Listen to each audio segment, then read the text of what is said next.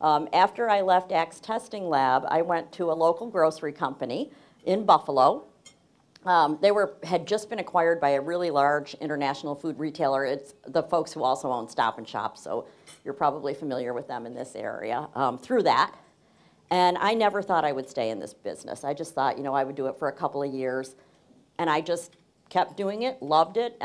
Again, tried lots of different things. They flipped me out of human resources, put me in operations, which at the time, Michelle, you can appreciate this because you kind of had the opposite, and now Michelle's one of our best store directors at Big Y, and she spent a little time in HR before she became a store director.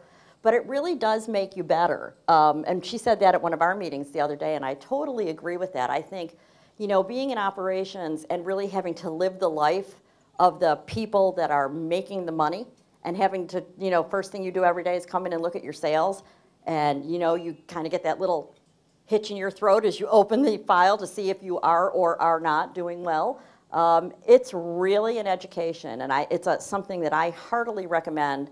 At the company that owned Tops, which was the company I worked for in Buffalo, they actually had a philosophy, which I find to be a really good one, which was that you couldn't be a vice president in a staff job until you had done a line job.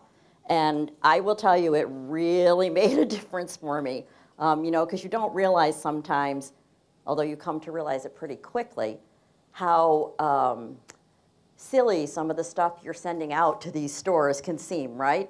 That's something we've all experienced. And so you get better at it, you get more conscious of it, and you really can do your job in a different way. And you also can really connect with the people who are running the stores and making the money for the company. And when you understand what they're going through, you just have a lot more credibility. It's a lot easier. So I personally am very grateful that I did that job. Opportunity knocked. I left there to take a job as the Vice President of Human Resources for Delaware North Companies, which is not in Delaware, it's actually in Buffalo. And that actually is, some of you may be familiar with the company and not know it. They are very present in the Boston area. The chairman of that company is Jeremy Jacobs, who, I don't know if you want to boo or whatever if you're hockey fans, but he owns the Boston Bruins and I always still call it the Fleet Center, which it's not anymore, the TD Bank Center, I think it is. And that was just a blast. Again, I went into that company replacing a woman who'd been their only head of HR ever for 25 years. And we just, I had a great team. We had a lot of fun. It was a really fun business because in addition to the work that they do here in Boston, they run a lot of the national parks like Yosemite and some of the really big parks. They also run the Kennedy Space Center, so I got to go see a shuttle launch, which was really cool. They run tons and tons and tons of retail and food service in airports. So I was in many, many, many, many, many airports over the course of my tenure there. And they also run their sports service division, which is ballparks, arenas, stadiums, that kind of thing. So it was, interestingly enough, very, very similar to the grocery industry because it was the same kind of a workforce, lots of part-time. The big difference was we had lots of seasonal, which we have a little bit of in the grocery business, but really not nearly to the degree that we do, had to gear up for baseball season, for example, here. And so I learned a whole bunch of new things. Really enjoyed that, and a couple years later, I was approached by a gentleman who'd moved into the Buffalo area to be the new CEO at the grocery company that I used to work for, and he invited me back, which I thought was pretty cool, to run a region as a regional vice president of operations, not as an HR person. So I thought that would be interesting to try, and it was. I had 38 stores that I was responsible for, and just learned, again, just learned a ton. I worked the overnight shift, I counted the lottery tickets, I learned how to walk a produce cooler, I did all the stuff you've got to do kind of, again, to have that credibility. And I had great colleagues who made it really, really, really easy. So I had a lot of fun with that job.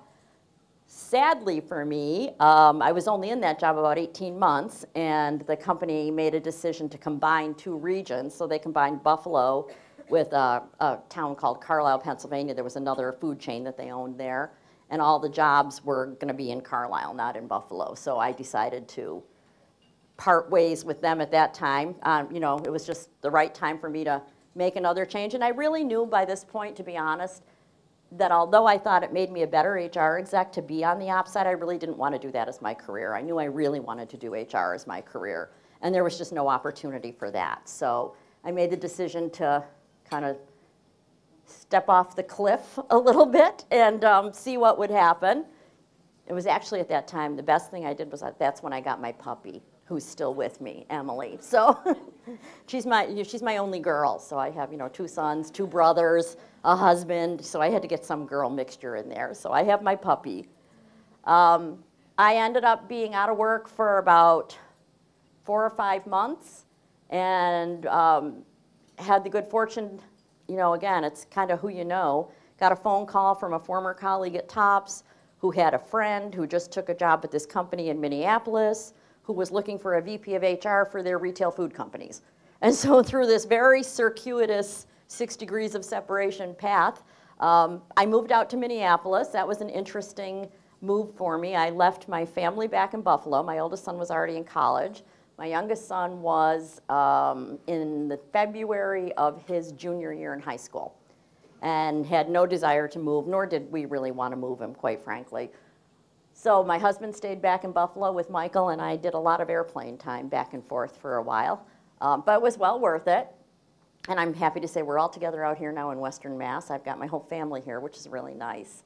The company that I worked for was called SuperValue, SVU, SuperValue. And we made a giant acquisition in 2006. We bought another grocery company called Albertsons that actually was twice as big as we were. So it was really an interesting time in SuperValue to do that acquisition. We went from having about 60,000 employees to having 200,000. And from having them mainly kind of in the Midwest and a little bit on the East Coast in the Virginia, Washington, D.C. area, to really being from California to Boston. They owned Shaw's, so I have, you know, both of the companies that I worked for have or had a presence here in some way or form. And it was just again, it was a fabulous job. I was there for 10 years. I had the opportunity to have some international experience there, which I just loved. We opened what they call a captive technology center over in Bangalore, India. So I got to spend quite a bit of time over there getting that built up and trying to figure out how you hire people in India and how you retain them and how you pay them and all the other things that you have to do. And it was a really phenomenal experience. So again, I really think I've been lucky in the opportunities that have come across my plate completely unexpectedly, because you would never think working for a supermarket company in Minneapolis that you would have any reason whatsoever to open an office in India. It just doesn't happen, especially in our industry. The supermarket industry is not usually the leading edge on that. The reason it happened for us is that we hired a new chief information officer who had been the chief information officer for Target, which is also headquartered in Minneapolis. And he had just done this for Target and was very high on what he was getting from it, so he brought it to the grocery industry. And it was really just a fabulous experience. So I did that for about 10 years. I got downsized again, just about a year ago, actually, last February. And it was very shocking to me. I thought I would retire from SuperValue. Thought I'd be there, you know, till I didn't want to be there anymore. But they are going through some very challenging times. The acquisition has been more difficult than anyone imagined. And I know Claire's probably aware of the trials of them because we all read the trades, and it's been, you know, I have friends all over the country now who have relocated here, there, and everywhere. It's unfortunate, but it takes you to your next adventure. So I, you know, was looking for a job, and I'd been on a few interviews, and I came out here. It was actually the first time I was out here was Mother's Day weekend last year. And I remember because my older son, Sean, went to school out here, and he's lived here in this area since. A little bit east, but he's been in Marlboro and Lowell and a couple of other places. And so he came down and met me, and we had Mother's Day dinner on Sunday, actually, right at that Italian place that I think is right next door here, because I was staying at the Hilton Garden Inn. And then I went to Big Y on Monday, and I met with a whole bunch of people there, a whole bunch. And had a great day. I just loved the company. I loved the way both Donald and Charlie talked about the company and what they wanted to do and what they were looking for. And so I got really serious about thinking about making the move out here, and I was lucky enough to have the feeling be mutual. And so I came out here last June and kind of jumped in with both feet. And I said, in fact, I was at a store this morning. We have these wonderful meetings on Wednesday mornings where Charlie DeMore and Bill Hogan, who's our VP of Ops, and myself and usually one or two other folks, we go to a different store every Wednesday. And we have a meeting with the leadership team, and it's just an awesome experience. But I told them this morning, I said, so I've been here 9 months, which is long enough to have a baby. I'm not sure which is easier, coming to work at Big Y for 9 months or having a baby. But I'll go with working at Big Y, and I just have really, really enjoyed it. I do have an amazing team there, and lots of them came to support me today, which is so very nice. And we're getting to do some really, really fun work. So I am extremely, extremely happy that I was able to make that move, and I hope I will be there for a really long time. So as I like to say, now on to the good stuff, or enough about me. That's it. I'm done. I'm happy to take any questions. I was supposed to say that earlier. I apologize. Feel free to interrupt, or we can do it at the end, or whatever. But the other thing that Janet asked me to talk about was kind of really give you an inside view of what we look at when we have candidates coming through, particularly for management level jobs. And as I'm sure everybody in this room knows, with the economy the way it's been for the last few years, you know, it's kind of a buyer's market as an employer. You have really, really, really good candidates available. So you have to be really discerning on deciding between, you know, you might start out with 10 and you'll whittle it down to 5 and then maybe to 2, and that last decision of which one is it, you know, it's always really difficult because there are oftentimes not a lot of ways to distinguish one candidate from another by the time you've narrowed it down to that point. And of course, you always want to pick the right person. So we do a lot of things to try and determine what's the best choice for us before we make a job offer, and how do we distinguish candidate A from candidate B. What do we look at? Because it's really different than it was, you know, years ago, even not that many years ago. Yes? Great question. The question was, how much of a role does social media play? And I will tell you, at Big Y, we're just getting into that. And I have someone on my team who's over here at this table who is handling that for us. In fact, yesterday, she was in Boston yesterday morning to attend a conference specifically about LinkedIn and how to recruit on LinkedIn and how to use that as a tool to recruit. And she came back and told me that there are all kinds of wonderful things that we can be doing. We are doing very little right now, but it's in our strategy to really get that ginned up for this year and beyond. So we have, Big Y has a Facebook page.